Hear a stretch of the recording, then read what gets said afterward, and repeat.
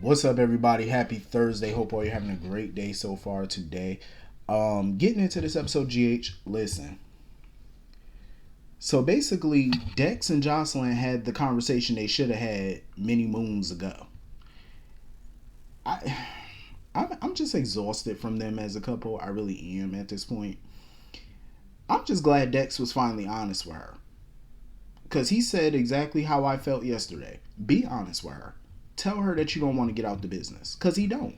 He don't want to get out. He had an opportunity with Sonny to get out, and he didn't take it. He further committed himself to it. So that told me right there he likes it.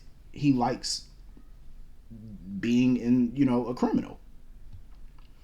Um, and Jocelyn pretty much has no choice but to accept it. I mean, he tried to make it sound like, oh, if it costs me you, then I'll give it up. That's the only way I'll give it up. But he know and she know he gonna resent her for doing it because he made a valid point to an extent.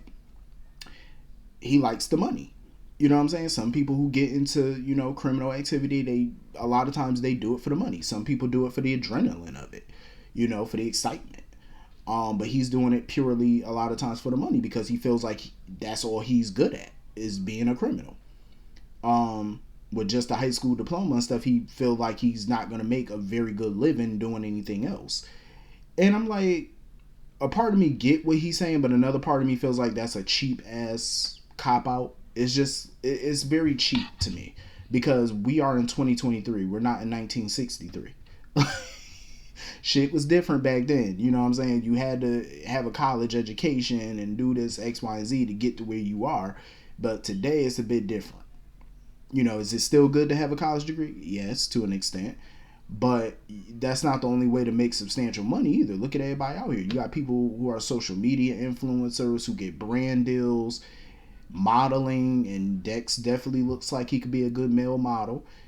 They make a lot of money. You know what I'm saying? So I feel like him wanting to be a criminal because of his education and stuff and lack thereof, I feel like it's a cheap ass excuse. Very cheap. Um, but I get it, that criminal lifestyle sometimes it entices people. The money, the glitz, the power. I get it. Even in real life, I grew up around people who, deal in illegal activity and stuff like that. And I always felt like, what, to each their own. I can respect people who get up off their ass and want to make the money instead of just laying around hoping somebody would take care of them or the government to give them a handout. I get it. But at the same time, that lifestyle, it was never for me. For me personally, I couldn't do it. The risk is too high. The risk is way too high. Going to prison for a long time, or you getting killed, or somebody you care about getting killed in a crossfire because of your actions. That's too great of a risk for me to want to take. You know what I'm saying? The money's good, but you die, you die. You're not coming back. You know what I'm saying? Um, but I get where he coming from though, and I'm glad that he was open and honest with her about it. He likes the lifestyle. He wants to be a part of it. So I'm glad they had that conversation. So maybe now, hopefully, she will shut the hell up. Um, at first, I wasn't understanding where Carly was coming from with all this, but then I started to get it in a weird way. Like she wants Dex and Michael to be the new Jason, basically. Dex to be Sonny's right hand, and Michael to advise him on best ways to protect Sonny. I get it because I love the fact that Carly's looking at the bigger picture. She's not being short sighted. She's not being, naive to things like Michael and Jocelyn are. You know what I mean? She sees the whole picture. Michael's making this about, oh, you're trying to protect Sonny. It's not just about protecting Sonny. That's a small part of it. The bigger picture is she's trying to protect all of y'all. That's the picture here. She's trying to protect herself. She's trying to protect Michael. She's trying to protect all of her kids, her grandkids, the whole damn family. Because if Sonny goes to prison, the whole family is going to be wiped out. The whole family could be shut down. And I get where she's coming from with that. And it's like Michael is acting so dense towards it. I'm like, why are you not getting it? I just want to come through the TV screen and shake him. Like, why are you not getting it? So, I mean, Michael just needs to start getting it. I get where Carly coming from with this. But honestly, I feel like Dex has potential to be a good hitman. He got potential. To get to Jason's caliber, he's gonna need to be more polished. He needs more skin in the game because he's very green. Um, I mean, everybody got to start somewhere. Even Jason, I believe, was a little green when he started, but he was still good. Um, but Dex's background and in the service and stuff can come in handy, but I feel like he needs a lot more training to be that good. I got to see him in action. But I don't blame Carly for trying to be proactive in this. She's trying to keep everybody safe, even if it means protecting Sonny. I respect the loyalty. And Michael and them need to get their head out their ass and see the bigger picture on this thing. Stop being so dense. So anyway, moving on from that. I am so like I'm happy that Anna had that conversation with Sonny. I am, because I feel like he was the best person to kind of talk to in that moment. Because if anybody can understand about their name being in the headlines for criminal activity, it's definitely Sonny. So I'm glad he came over there. You know what I mean? He didn't come there to judge her, because who is he to judge? And I'm glad that he talked to her about it, because he can relate. At the end of the day, Anna should not be crucified for shit that she did when she was young. A lot of people have done shit when they were young and dumb. Lord knows I have. It happens. You know what I'm saying? When we're young, we do dumb shit. Sometimes when we're old, we do dumb shit. We have slip ups. It is what it is. It can happen to anybody. And I don't think that she should be held accountable for that, particularly because there's extenuating circumstances regarding whatever criminal activity that she did 30 plus years ago. There was a lot of stuff behind it.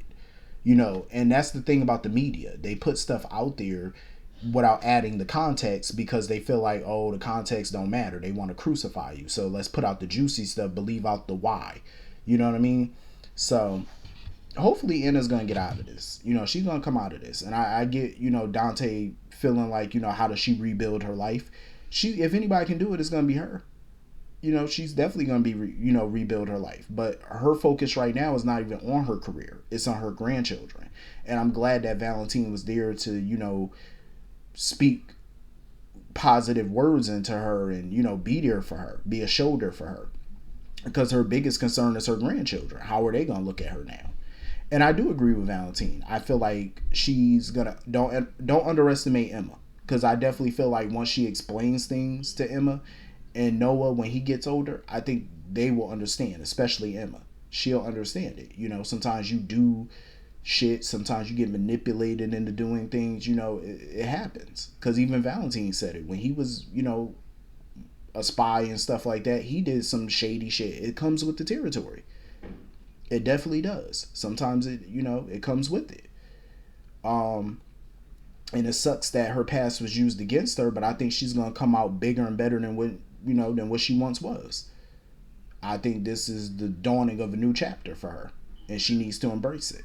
Because I want to see Anna come back and just kick ass, and show the WSB that, them trying to expose her is their loss. Because she's still very kick ass even for her age. Like, she can still get down with the best of them. So I can't wait for her to rise up from the ashes, and she will. So anyway, I honestly wish BLQ would just tell Chase why she went back to deception. Not even why she went back to deception. I wish that BLQ would just tell him the truth. That her grandmother pulled strings for him to get his job back. I wish she would just tell him. And like I said before, if he gets upset about it and chooses, oh, I'm going to be angry, I don't want to talk to you right now, he's not the one for her. I don't see the big deal about it. Maybe I'm missing something, but I really just don't see the big deal about Tracy pulling strings. Like, I'm pretty sure it was hard for BLQ to have to go to her grandmother, who always has a trick up her sleeve, who always has strings attached. I know it was hard for her to do that. And he should applaud her for doing that. You know what I'm saying? It took a lot for her to make that phone call. And I'm sure she dreaded doing it. But she did it for him because she loves him. She believes in him. She wants to make things right. And he should see that. And if he don't, to hell with him at this point. It is what it is. So moving on from that, Drew is so weak. I'm sorry, but his blackmail attempt of Tracy was super weak. Even Tracy felt it was weak. I mean, come on, you are talking to Tracy the Quartermain. She's an old goat.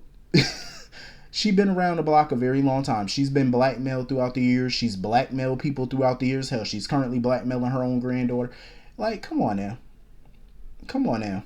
You really came with that weak ass threat? Like, oh, how would Ned feel about you doing this to your own granddaughter? Oh, I'll tell Lucy and all them. I'll do this. That shit is so weak. And I love how Tracy called his bluff. She said, okay, call Lucy. Lucy, call Lucy. I'm like, exactly, call her. What proof do you have? For one, Tracy could deny everything. BLQ could deny everything. There's no proof of any wrongdoing on their part. So go ahead and make your little bitch phone call. Go ahead, Drew. You're gonna yield no results as usual, so go ahead. Um, that was just so weak. I said that's the best you got. You are going up against Tracy. You better come with a double barrel shotgun if you're gonna go up against her. You come with a little squirt pistol like that's gonna do something. Like, sir, Tracy got a machete and a machine gun. You better come bigger than that now if you're gonna beat her. Come on. That's the best you got? Like, where's your proof? All you got is fantasy. That's all you got. You ain't got nothing but assumption. Like, Drew, come on now. Are you sure you a Quartermain by blood? Because that's the best you got. Oh, I'll tell. Okay. Okay. You want to call Lucy? Okay, you want to use my phone? You can use my phone. I'll pull up Surrey and tell her to dial Lucy right now. Surrey. Like, come on. Sir, do better. I'm just saying, if you're going to blackmail another Quartermain, especially Tracy, come better than that. Because that shit was weak. It was tired. So anyway, I was so disappointed. I had a feeling they were going to find a way to shut Ned up about snitching on Nina. I had a feeling, and this is what we get, a slip and fall.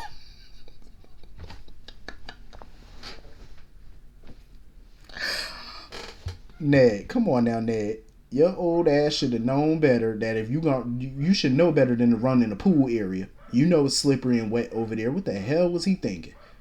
If I was him, I wouldn't even ran in the pool. I would have just said, Drew, Nina did it. Nina did it. Nina did it. I would have just yelled. I wouldn't even have to run up and tell you. I would just yell that shit. I don't know why he didn't do that, but okay. So I'm guessing when he wake up, he probably gonna have amnesia, or he probably gonna forget what he had to tell Drew until it comes back to him months from now. I love all these little soap tropes. Such old school soap trope. I swear it is. Nina knows she ain't shit. Like, she really try to lie her way out of that. I'm like, you can't bluff your way out of this, Nina. He knows what you did. He heard you. He heard you and Kentucky Fried Martin over there talking, so he heard you. The cat is out. At least not fully. She better pray to God it don't come out, but it will. Because he called her on it. He was like, shit, Sonny gonna leave your ass. And she know it. That's why when she went to go see Sonny, she had that little worried look on her face. And because she know what time it is. She knows Sonny gonna blast her when he find out about this shit, because she causing a lot of issues. And you know he don't play about Carly. Even if him and Carly are divorced, he don't play about her. He really don't. That's one thing about them. They could be at odds with each other. And they could mess with each other. But if somebody messing with them, they not gonna play. It's not gonna shake out the way people think it will. I'm like, nope, they always gonna be 10 toes down for each other. That's just what it is. So anyway, that was pretty much the whole episode. Hit the comment section, let me know what you all thought, and I will see you all later. Have a great day. Peace.